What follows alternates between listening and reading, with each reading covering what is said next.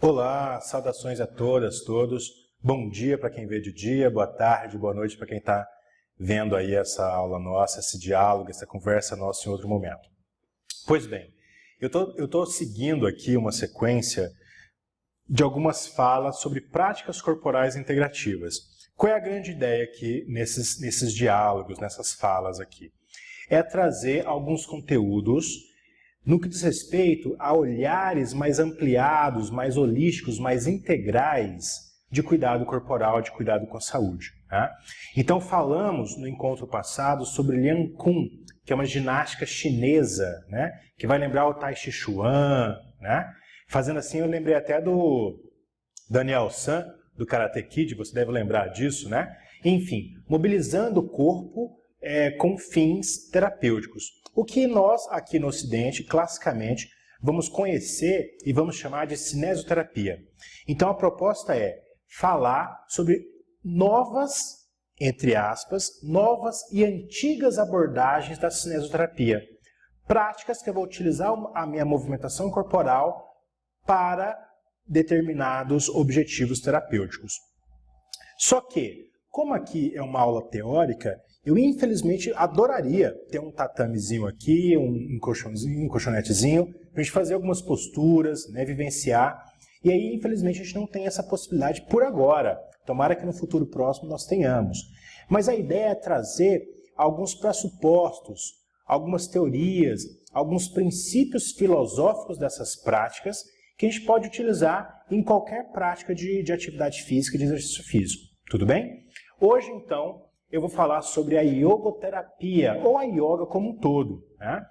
Até porque, se nós formos estudar a fundo a yoga, nós entenderíamos que até o nome iogoterapia ele pode ser entendido como redundante, já que a yoga, em princípio, ela vai me cuidar, ela vai me melhorar no que diz respeito à minha saúde, à minha condição física, à minha condição emocional, energética como um todo. Tudo bem? Pois bem, é um prazer estar aqui. Meu nome é Charles Brito, eu sou fisioterapeuta acupunturista e seguimos falando sobre práticas corporais integrativas, hoje falando sobre a iogoterapia. Ótimo! Falar de yoga, eu já me pergunto, né? O que é isso? Que prática é essa? De onde veio? Né? Quem que faz isso?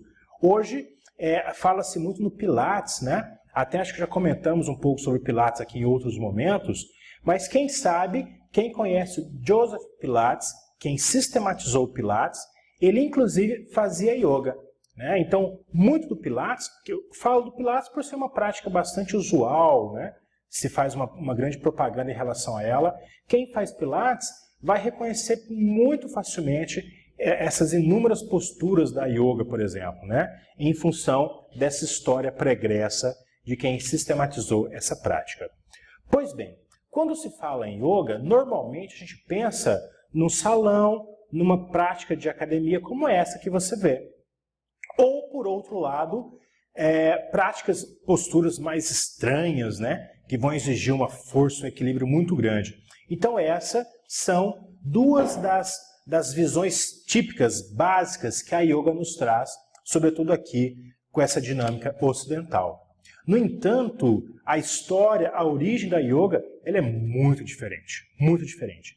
E, na verdade, o que a gente percebe da yoga, a gente pode utilizar aquela metáfora do iceberg, inclusive. Né? O que eu vejo, o que a gente sabe de yoga, na verdade, é uma pontinha do que é, de fato, essa prática terapêutica, essa prática de cuidado. Né? Pois bem, o conceito de yoga, alguns me perguntam, como é que fala yoga? Na verdade, não importa, tá? Vários conceitos, vários nomes são aplicáveis a isso. O fato é, esse nome, a yoga, ela advém da língua do sânscrito, que é uma língua já morta, tal como o latim, né? É uma língua da Índia antiga, que se origina do termo yurji. Esse yurji significa união, juntar, prender, aglutinar, né? E aí me pergunta assim, mas vem cá, professor, juntar, unir o quê? E aí, de modo simplista, eu brinco assim em aula, unir isso que o Papai do Céu fez. Né? Então, a priori, e vejam bem, de modo bem simplista, bem limitado, eu poderia falar de unir essa esfera emocional, mental, psíquica, emocional, né, como eu disse, com essa lógica física, com essa lógica social, energética, espiritual. Então a ideia é unir tudo isso. Depois a gente vai entender que tem até mais coisas mais complexas para isso. Então nós temos essa palavra que tem os seus derivados de origem latina, na língua inglesa e no próprio português. A dinâmica é bem essa mesmo, unir, deixar a coisa coesa, tá?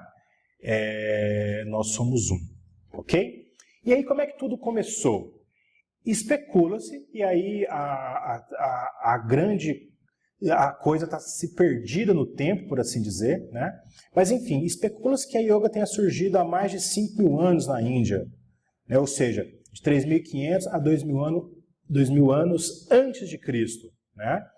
E aí, obviamente, como básico dessas tradições, há uma relação de oralidade na transmissão desses conhecimentos. Então essa tradição foi sendo passada de mestre para discípulo, de professor para aluno, ao longo desses milhares de anos. Tá? Em data também incerta, ali supostamente no século III a.C., há um registro muito famoso que deu as bases da Raja Yoga, que é um dos tipos de yoga. Eu nem havia dito, mas existem vários tipos de yoga, embora exista a chamada yoga tradicional, basilar, a partir da qual existiram e existem várias ramificações. E aí Patanjali, que virou até uma figura mística, compilou os chamados sutras, os Yoga Sutras, que são aforismos, né? Então são frases pequenas com uma densidade muito grande de conteúdo, né? Que vai discriminar, relatar então as bases filosóficas do conhecimento da yoga, né? E aí ele desenvolveu, o Patanjali, os chamados 8 membros, a gente pode chamar de 8 passos, ou 8 estruturas, 8 caminhos para o yoga, né? Então o que Patanjali falou? Há 8 degraus, 8 processos que você tem que caminhar até você se unir, estar de fato unido como um todo, né? Então, o Yoga Sutra, como eu comecei a dizer, eles são textos curtos, mas muito densos, muito difíceis, na verdade, de se ler. Normalmente, os vários livros tecem comentários super longos de cada sutra. Os Yoga Sutras talvez tenha sido um dos livros que eu mais demorei para ler. Sabe aquele livro que você lê um parágrafo, uma frase e vai pensar sobre, né? E vai meditar, e vai refletir sobre aquilo, questionar aquele sentido, aquela verdade, né? Pois bem, para a sua curiosidade, já trago aqui alguns sutras, né? Por exemplo, no primeiro sutra, ele começa dizendo assim: vou expor sobre o yoga. No segundo sutra, ele diz assim: yoga é o controle das atividades. Eu faço uma observação, um comentário, os turbilhões da mente. Então, basicamente, o yoga ele é utilizado para se controlar a mente e, a partir desse controle, se chegar a algum lugar, a essa união, que a gente vai comentar daqui a pouquinho, embora de modo bastante sutil. No terceiro sutra, Patanjali diz que o observador se estabelece em sua própria natureza, ou seja, volta para si. Então é um caminho para dentro de introspecção, onde ele reconhece a sua natureza. Então aqui a gente já começa a entender que a dinâmica de consciência corporal, de percepção, de propriocepção, de atenção, de foco, são por demais trabalhados no yoga, tá? No quarto sutra, ele já começa a dificultar as coisas aqui. Aí ele vai dizer o seguinte: em caso contrário, ele, o observador, adquire a aparência das atividades. Ou seja, esse observador se identifica com esses turbilhões. Olha que interessante e olha que complexo. Patanjali nos fala aqui agora que o sujeito ordinário, o sujeito normal aí da rua, o que acontece? Não estando ele bem equilibrado, né? O que ele vai fazer? Ele começa a se identificar com o meio. Então, o trânsito está ruim, ele já fica nervoso, ele já fica ruim, né? Alguém brigou lá longe, ele já internamente já começa a ficar alterado. Vou te dar um exemplo disso. Eu trabalho com atividade física, sou fisioterapeuta, com educação física, enfim. Fiz artes marciais muitos anos na minha vida. Gosto até de uma luta, né? Só que eu percebi, já há alguns anos, que quando eu assisti uma luta, um Muay Thai, um MMA, aquelas lutas lá da vida lá, o que eu me percebi fazendo? Eu me contraía. Eu falei, poxa vida, eu estou assistindo a luta lá e estou contraindo a minha musculatura aqui. Quer dizer que a gente está se identificando com o externo, percebe? E trazendo para dentro essas relações. Olha como essa filosofia ela é potente para a gente pensar em esferas outras da vida, né? Olha que interessante. Então é esse pulo do gato, é esse salto qualitativo que eu quero ofertar aqui nesse diálogo, nessa fala minha. Até para a gente consiga utilizar, que não as posturas yogis propriamente dita, mas as práticas físicas, os exercícios como um todo, mas dentro de um outro referencial, de uma outra forma de conceber. Isso muda totalmente a natureza da atividade do processo, né? E aí a yoga científica, ela tem e teve vários mestres do que foi, até se convencionou chamar de yoga científica. Isso já agora de modo mais contemporâneo.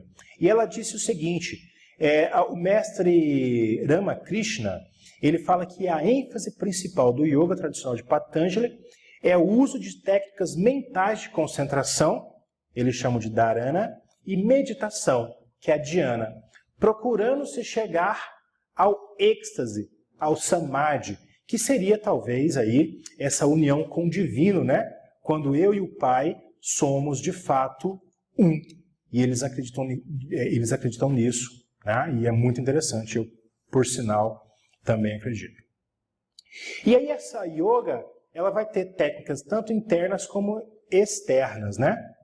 E aí eles vão dizer, de acordo com os saberes, os princípios filosóficos de Patanjali, que os aspectos físicos, como as posturas, que são as asanas, e as práticas respiratórias, que são os pranayamas, têm uma importância secundária para Patanjali, né?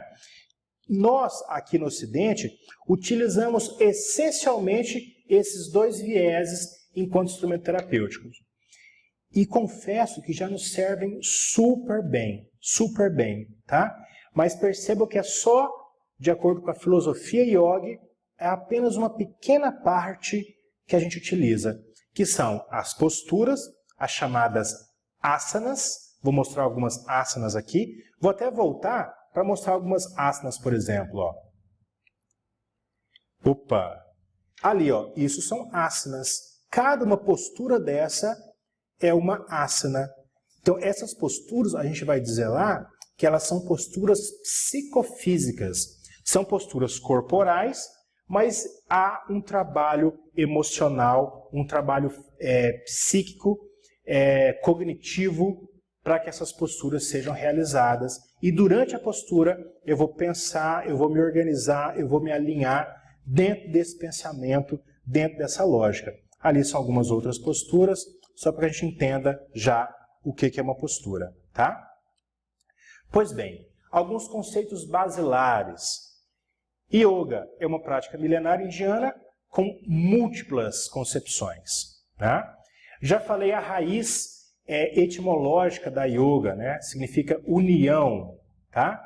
E aí a proposta é integrar numa única realidade esses aspectos físico, emocional, mental e espiritual desse ser humano. Tudo bem? E aí esses vários aspectos, Brod vai dizer que eles são percebidos como entidades separadas. Aqui no Ocidente a gente faz muito isso, né? Eu brinco assim, a gente fala assim, quem trabalha com emocional, fica para lá. Quem trabalha com físico, esse vai para lá. E quem trabalha com social, esse vai lá para lá. Né? A gente separa muito essas questões todas, que na verdade são todas coesas. E no Oriente eles têm certeza disso. O fato é, Ao se entender essas entidades de modo separado, físico, mental, social, energético, tudo separado, o que acontece? A gente começa a se desconectar. Se desconecta a mente do corpo, o que é bastante característico atualmente, né? E aí isso vai trazer desequilíbrios vários, como é o caso desse estresse, dessas crises emocionais muito comuns no cotidiano. Dessa forma, a prática da yoga, ela vai nos proporcionar, a priori, para esse corpo físico, um aumento dessa flexibilidade, e aí a gente pode transcender isso, né? Então, se fisicamente eu estou mais flexível, quem sabe mentalmente eu também esteja. Eu consigo aceitar outros padrões de pensamento, outras ideias. Entendeu a coerência, a sincronicidade que isso nos traz? Então, o exercício yoga, ele se difere totalmente de uma prática convencional de atividade de exercício físico, em função dessa mentalidade. Acontece que muitas vezes os nossos instrutores, eles deixam a prática muito ocidental, né? E aí se perde muito disso.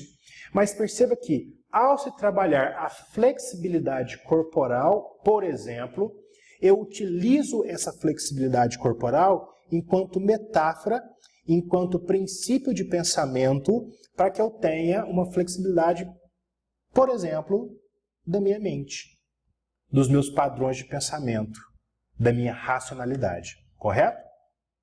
Mas de modo simplista, a gente pode ficar ali nesse condicionamento físico, já que, voltando lá naquele slide anterior, essa lógica que a gente pensa, vamos voltar aqui rapidinho para a gente pensar sobre isso. Essa lógica aqui, nós da fisioterapia, da educação física, da medicina, da enfermagem, enfim, nós das ciências da saúde, sobretudo com o viés ocidental, nós muito facilmente vamos entender esse processo ligado a um trabalho de flexibilidade, de fortalecimento, né, de força muscular, de resistência muscular, embora as cargas sejam menores, né? Vamos entender isso enquanto prática de equilíbrio, enquanto exercício proprioceptivo, enquanto treino de coordenação motora, né? Isso é muito fácil de entender, mas acontece que a gente consegue abstrair dessas relações, conseguindo ganhos maiores e maiores em relação a isso. Então já falamos que fisicamente a gente ganha flexibilidade, vitalidade, tônus e trofismo muscular, melhora a minha tranquilidade mental, melhora o meu foco, a minha concentração. Inclusive muita gente me pergunta sobre meditação e eu falo assim, olha, de repente a gente nem medita de verdade, sabe? No entanto, essas práticas já nos servem como exercício de relaxamento, como exercício de foco, como exercício de concentração, que já é super legal, já é um super ganho, né?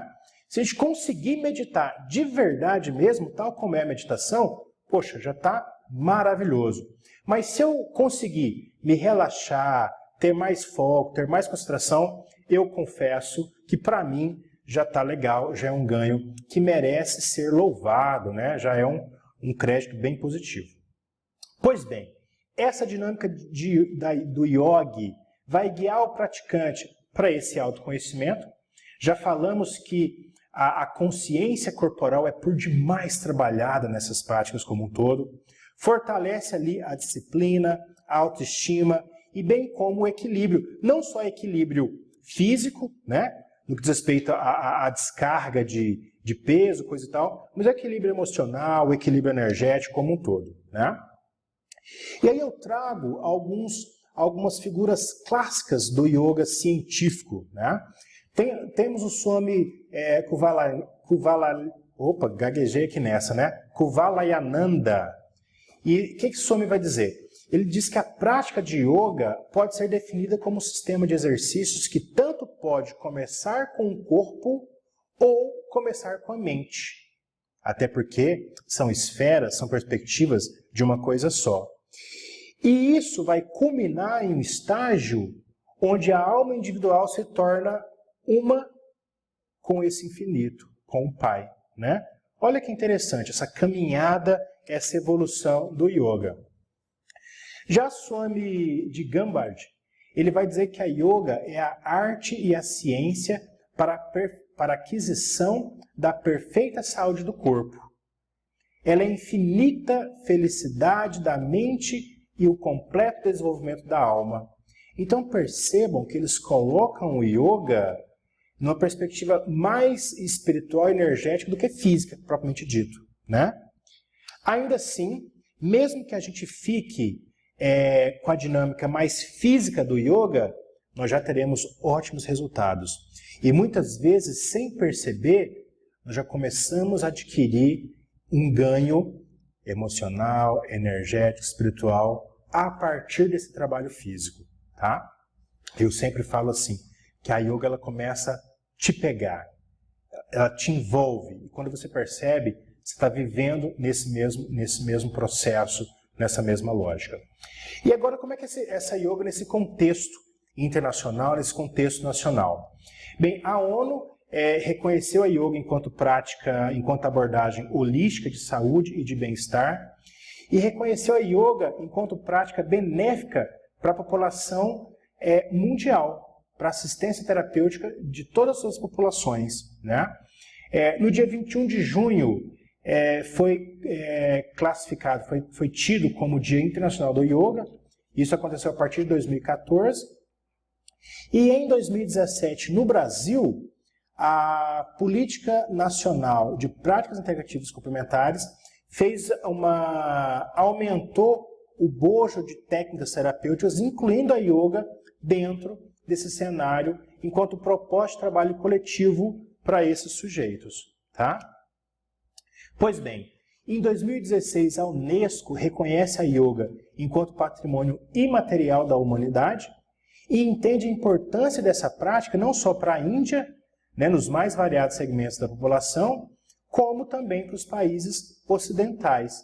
E aí a Unesco, numa publicação, no tweet dela, ela assim escreveu: a yoga, enquanto ela foi elaborada para ajudar indivíduos a desenvolver autorrealização, aliviar sofrimentos e permitir um estado de libertação. O yoga é praticado por crianças, jovens, adultos e idosos, sem discriminação de gênero, classe ou religião. Muito legal, né? Então é uma prática já reconhecida, já bem sistematizada nesse contexto como um todo.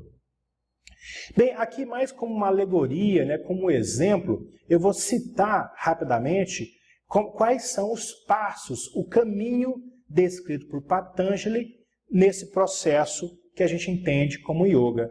Então são aí 8 degraus, 8 passos, 8 níveis, os quais serão consecutivamente evoluídos. E aí a ideia é se trabalhar um, depois o outro, e crescendo, né? Embora a gente possa, com uma mesma atividade, agregar mais de um território, mais de um passo, mais de um andar, como aqui discriminado.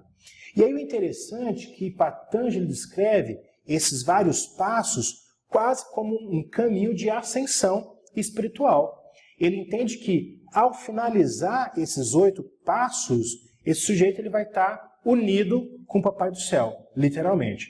E ele entende, tal como isso está em textos bíblicos ou em textos védicos da Ayurveda, por exemplo, ou textos védicos dos Vedas, que são livros sagrados, né, escritos há muito, muito tempo atrás, que a conexão com essa divindade, né? O próprio Cristo disse ao final ali da sua jornada que ele se reconheceu enquanto ele e o Pai, enquanto unidade, né? Mas aqui a gente, apesar de, eu sempre digo lá nas aulas de yoga que não tem a ver com religião, embora tudo tenha a ver com tudo, né? Então a gente pega os princípios mais interessantes, mais pertinentes para a nossa prática. Aqui eu tomei liberdade de traduzir grosseiramente esses conceitos lá, né? Esses vários passos. E a gente pode entender esses passos da seguinte forma. Os 2 primeiros dizem respeito aos códigos éticos e aos códigos morais. E aí eles vão falar de algumas autorrestrições e de algumas observâncias, né? A partir disso, a gente vai para as posturas, que são as asanas, que classicamente é o que você faz lá na aula de yoga, e os pranayamas, que são o controle da respiração. Feito isso, você tem base para começar a realizar as abstrações, as concentrações, a contemplação, e aí você chega no samadhi, no nirvana, no êxtase, né? Entendendo aí você enquanto filho do Pai. Né? E aí a gente usa aquela metáfora, né? Filho de peixe, peixinho é. Então, filho de Deus Pai, Deus Filho é. E aí eles vão discriminar, então, esses 8 membros do Raja Yoga, né? Que é a yoga ancestral. Né? Então, os primeiros dizem respeito às proibições e o segundo, às obrigações. Tá? Aqui como exemplo, enquanto primeiro, né? Por exemplo, a gente lá na aula de yoga, a gente sempre trabalha com a chamada ahimsa, que é a não violência. Como assim? Quer dizer que se você está ali fazendo exercício yoga, está se alongando, então fazendo força, fazendo cara feia, se machucando, opa, tá errado, né? Não violento, não se machuque.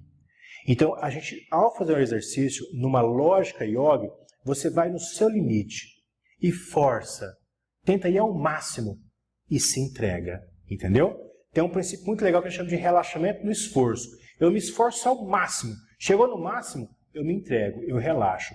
Então, eu jamais me permito me violentar na prática de exercício.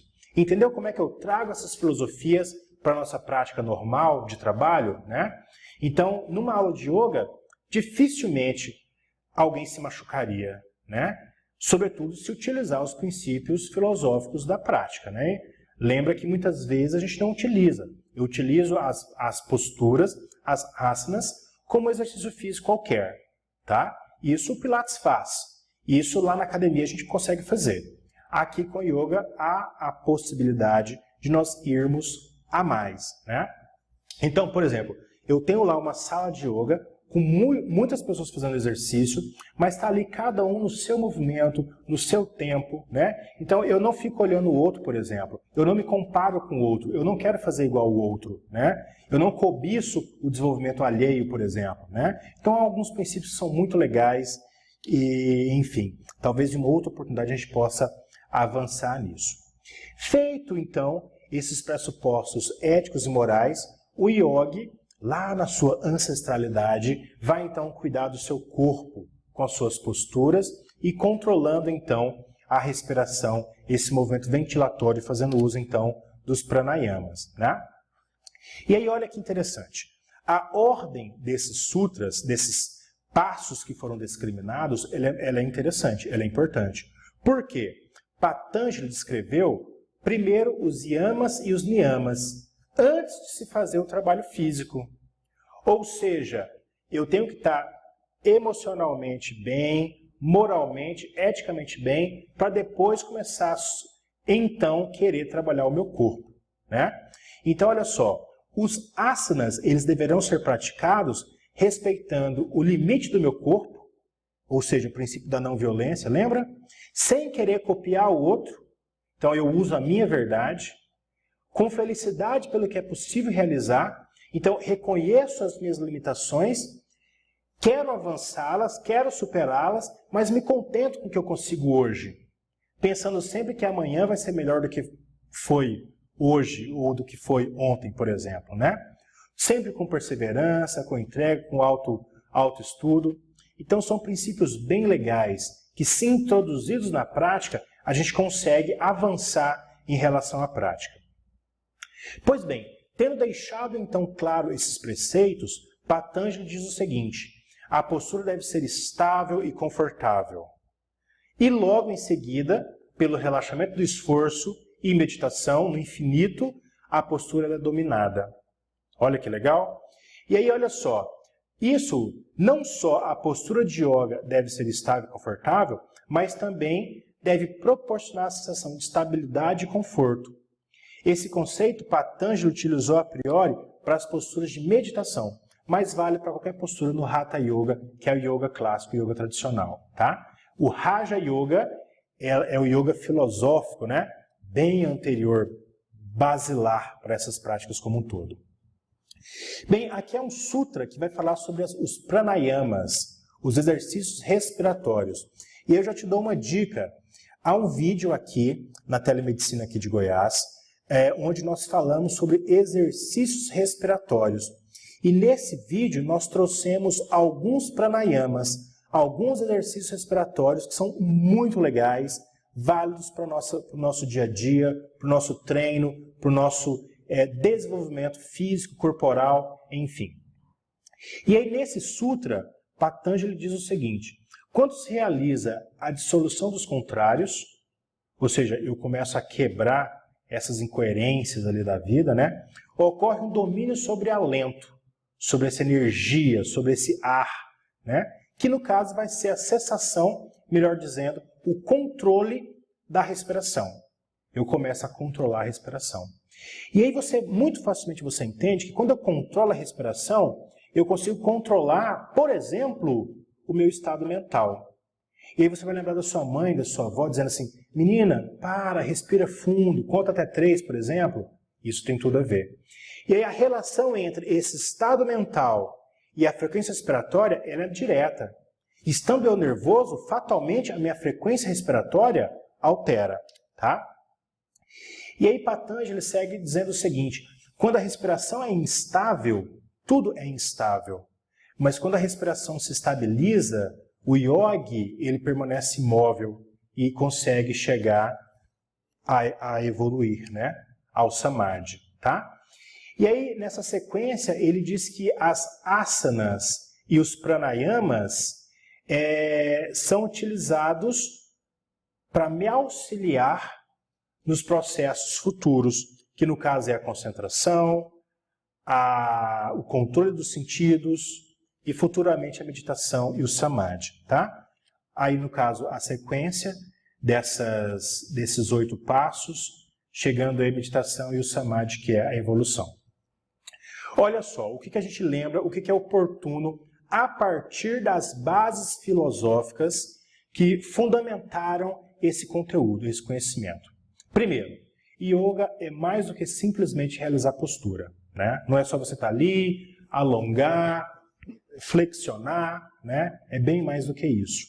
Há uma relação emocional que subsidia esse processo. E antes disso, uma relação energética, né, espiritual que está para além dessas questões todas. A yoga ela vai requerer necessariamente também aprender, ou mais que isso, vou colocar 2 Es aí, apreender essa filosofia. Conhecer a sua história, saber o significado das posturas, compreender os benefícios para o corpo e perceber os benefícios para a mente, inclusive, desse trabalho. Nessa lógica, o objetivo final qual é? Preparar o corpo físico, preparar a mente para meditar. E aí essas posturas favorecem o fortalecimento desse corpo e a respiração auxilia a aquietar a mente. Meu professor de yoga, o célebre professor Nestor Mota, ele falava o seguinte: o nosso corpo é como um vasilhame, como esse, por exemplo. A mente é o líquido que está aqui dentro. Se esse corpo está instável, o líquido aqui dentro fica também instável. Logo, a mente não consegue se estabelecer. Logo, as ondas, as frequências cerebrais muito agitadas não conseguem processar, assimilar, guardar essas informações todas. Você sabe, por exemplo, que a memória ela ocorre, ela se fixa no sono. Ou seja, as ondas, as frequências cerebrais estão lentas, suaves o suficiente para que você consiga acessar esse processo. Então, qual é a ideia? Deixar o recipiente, o corpo, estável, equilibrado, para que a mente consiga se estabilizar. E a partir disso, a gente consiga avançar. Ok? Bem, e aí depois de uma sequência de posturas, yogis, né, o corpo se posiciona, se estabelece um relaxamento e a mente fica no estado tal que você consegue, inclusive, meditar. Beleza? Então, uma aula clássica de Hatha Yoga, que é essa yoga tradicional, né, ela envolve alguns processos.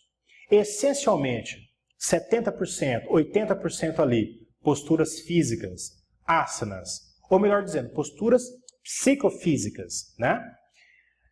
Essa aula vai ter também exercícios de respiração, que são os pranayamas, de ventilação, práticas de percepção e conscientização corporal, que é o pratyahara, exercícios de concentração. Ambas, elas podem acontecer de modo concomitante às posturas psicofísicas, às asanas, e aí com isso a gente consegue promover o relaxamento, que é o Nidra Yoga, e, por fim, meditar. Então, em tese, uma aula completa, ela traz todas essas relações, tá? No entanto, a gente sabe que aqui no Ocidente, a gente fica mais focado nas posturas, nas asanas. E aí o Hatha Yoga utiliza uma infinidade de posturas. Já no Raja Yoga, que é essa yoga mais filosófica, não se preocupa tanto com essas posturas diferentes, né? E aí os sutras vão dizendo, a postura deve ser firme, fácil, pela renúncia a todo esforço, a mente unida ao infinito. Então, lembra que eu disse que lá no exercício, você não fica fazendo força, não faz careta, não tem sofrimento para realizar as posturas. E aí, a gente entende que, por exemplo, no Raja Yoga, essa postura vai nos auxiliar para eliminar obstáculos a essas práticas internas. Então, não se utiliza posturas muito difíceis, por exemplo, até porque o fim dela é uma relação mental energética, tá? Ocidentalmente, a gente utiliza essas posturas e muitas vezes pode-se realizar e utilizar instrumentos os mais variados possíveis. Por exemplo, cintos, banquinhos, por exemplo, né? Nós temos os cintos da Yogapatha, que são muito utilizados no Tibete, na própria Índia também utiliza alguns cintos muitas vezes. Banquinhos, esse que você vê ali, por exemplo, eu até tenho um desse, tem uma origem mais chinesa, na verdade, né? Então, as bolas, né, os rolos, enfim, há uma infinidade de materiais que a gente pode utilizar para potencializar, para facilitar a nossa prática. Tudo bem? Já os pranayamas, o controle dessa ventilação, desse processo de respiração como um todo, né? Os sutras vão dizer o seguinte: após adotar uma postura firme e confortável, a gente começa a controlar essa inspiração e essa expiração. Aqui é uma metáfora muito interessante. A gente pode dizer o seguinte: você já deve ter escutado que nós temos, por assim dizer, um número específico de respirações. Né? Falando da sua respiração final, por exemplo. Né? Olha que interessante. Se eu tenho um número de respirações para a minha vida como um todo, né, falando do último suspiro, né? Que tal diminuir a frequência respiratória?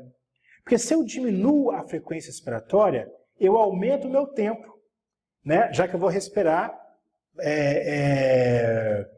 como eu respirei um número menor de vezes, tal como o atleta faz, inclusive, né? A respiração dele tem um volume maior, mas uma frequência menor. Então, ao final de uma atividade, eu não fico lá ofegante, por exemplo, né? Aumentando então essa frequência. Então, para eles é muito inteligente diminuir essa frequência respiratória, até para que você consiga viver mais. Olha que pensamento interessante, né? E aí, fazendo isso, de modo sutil e lento, essa atividade ventilatória, a respiração, né, a grosso modo dizendo, ela é controlada de dentro, fora ou no meio dela, né? Não importa aí determinando a relação ao lugar, ao tempo e ao número dessa respiração, tá? O fato, eu vou pular um pouquinho esses sutras, que são mais algumas questões mais filosóficas, para dizer que a finalidade final dessas práticas de postura e de ventilação é para quê? Para preparar a mente, para que eu consiga ficar mais coordenado e consiga, no futuro próximo, meditar. Correto? Sobre meditação, a gente entende que, filosoficamente, a meditação é um dos objetivos finais do yoga. tá? E esse yoga, ele tem um poder de aumentar essa capacidade corporal em afetar essa mente, dentro dessa relação recíproca de mente e corpo, né? Então, tal qual a mente influencia o corpo influencia a mente. E a gente vai utilizar esse circuito aí para os nossos benefícios, para os nossos objetivos, né? Que é operar em relação à vida, fazer as coisas de modo melhor, com mais qualidade, né? Nos machucando menos, inclusive. Correto? Pois bem. E aí, muito facilmente, a gente entende que as nossas tensões emocionais, elas podem ser somatizadas. Ou seja, eu trago o agravo físico para o meu corpo, transformando eu trago o agravo emocional, psíquico para o meu corpo, transformando as tensões emocionais em tensões físicas. Então acaba um dia ali, a gente está todo duro, todo contraído, né? Muito provavelmente em função dessas tensões emocionais. E aí já havia dito sobre a frequência respiratória, né? Que ela vai refletir esse estado de espírito, né? Esse estado de humor. E aí a partir disso a gente também entende que o relaxamento, a consciência do corpo, ela pode levar a um relaxamento da mente, a uma maior consciência dos meus pensamentos e das minhas emoções, e vai melhorar o humor, o estado de espírito, reduzindo, inclusive, essas tensões físicas. Bacana? Olha só, as meditações. No yoga a gente tem inúmeros tipos de meditações, tá? Muita gente acha que meditar é acalmar a mente, por exemplo, né? Alguns falam, inclusive, em não pensar, como se fosse fácil fazê-lo, né? Ou me sentir bem, pensar positivamente. Mas, na verdade, não. A meditação é muito além disso, né? Embora acalmar a mente seja uma etapa desse processo. Para que a gente consiga compreender de fato o que é meditação, a gente tem que entender a concepção sobre a natureza, sobre o ser humano, sobre a vida, sobre o universo como um todo. Já que a meditação busca você se conectar com esse divino, com esse universo, né? Então esse é o caminho. E a perspectiva é isso. A yoga da vida, do prático, é você viver 100% no momento presente. É o aqui e agora, né? É você imergir naquela ação. A gente vai chamar isso de yoga da ação. Então, se você está escutando uma música, você está inteiro ali, presente naquele momento. Se você está fazendo um exercício, um movimento, se você está trabalhando, enfim, você está presente naquele momento. Isso é yoga da ação, é yoga do dia a dia, tá? E aí espero que vocês consigam achar contentamento nas suas ações. Então você está ali lecionando, dando uma aula, por exemplo, está presente ali, 100%, aqui e agora, contente, em paz, feliz com essa atividade. E espero que vocês encontrem contentamento nas suas atividades como um todo, tá? Pois bem, esse é um texto de uma publicação de uma revista que chama Estudos sobre Yoga, da Yoga Dharma, e ele vai falar que as concepções que a gente tem sobre yoga refletem muito a nossa cultura. Isso é claro, né? Os cientistas sociais, os antropólogos já nos afirmaram isso há muito tempo, né? Então, muito antigamente se pensava na yoga como alguma coisa relacionada a algo místico, uma experiência mística, algo de um relaxamento, algo espiritual, ou talvez para alguns mais desavisados, alguma coisa relacionada ao mal, enfim, né? E aí, com o tempo, essa visão ela foi sendo reorientada por uma questão mais ligada ao equilíbrio interno, né? A essa percepção do meu corpo, a essa percepção do divino, a esse relaxamento, né? A essa conexão com o espírito, essas questões ligadas às práticas, às questões emocionais, como a depressão, a ansiedade, o estresse, ou seja, a eu estar mais alinhado, mais equilibrado dentro dessas relações, tá? E aí a gente já começa a refletir sobre algumas questões. Por exemplo, quando se pratica uma terapia como essa, a gente tem que entender que a gente está vivenciando uma história que tem todo um arcabouço conceitual. Há um conhecimento acumulado, evoluído por muitos e muitos séculos, especialmente a yoga, no que diz respeito à cultura indiana. E aí, negligenciar toda essa cultura e pura e simplesmente alongar é jogar fora, né, um pouco dos benefícios que essa prática pode nos dar. Ok? Então, mais uma vez dizendo, uma prática yoga, ela se difere de um simples exercício ou atividade física, em função do meu uso, da minha perspectiva cognitiva ao se fazer essa prática, né? Então isso difere alguma coisa. E aí como é que eu posso aplicar isso, né? Bem, as práticas corporais integrativas, como exemplo a yoga, elas são potencialmente aplicáveis em todo o espaço. Eu sempre digo, todo espaço é um espaço potencial de cuidado, é um espaço terapêutico. Isso é verdade na escola, na universidade, né? Para trabalhar professores, acadêmicos, alunos. Isso é verdade no trabalho, como uma cinesioterapia do trabalho, uma ginástica laboral, por exemplo. Ela é interessante para grupos gerais, né? De atividade física, de exercício físico, por exemplo, ou para grupos específicos, ligados ou não a uma prática terapêutica sistematizada. Havia citado em outro momento o grupo hiperdia, por exemplo, para hipertensos, diabéticos, grupo para obesos, né? Grupo para idosos. Muito interessante esse trabalho. Pois bem, finalizo aqui a minha fala. Finalizo com um cumprimento célebre yoga, que é o Namastê, tá? Reverenciando, reconhecendo você enquanto presença do divino, do universo, tá? Ficamos disponíveis para as perguntas que podem ser encaminhadas aí na teleconsultoria. Agradeço muito o tempo. Infelizmente, a gente não tem estrutura para fazer algumas posturas. Adoraria estar com vocês aqui, fazer algumas posturas, relaxar, mobilizar o nosso corpo, movimentar. Mas acho legal essa fala teórica, no sentido que a gente consiga trazer que não só as posturas, o exercício yoga como um todo, mas trazer os pressupostos filosóficos, aquela ideia que nutre a prática. E aí isso, sem dúvida, avança e nos permite sermos mais e melhor. Correto? Bem, que nós todos consigamos atingir essa união. Namastê, obrigado, até a próxima.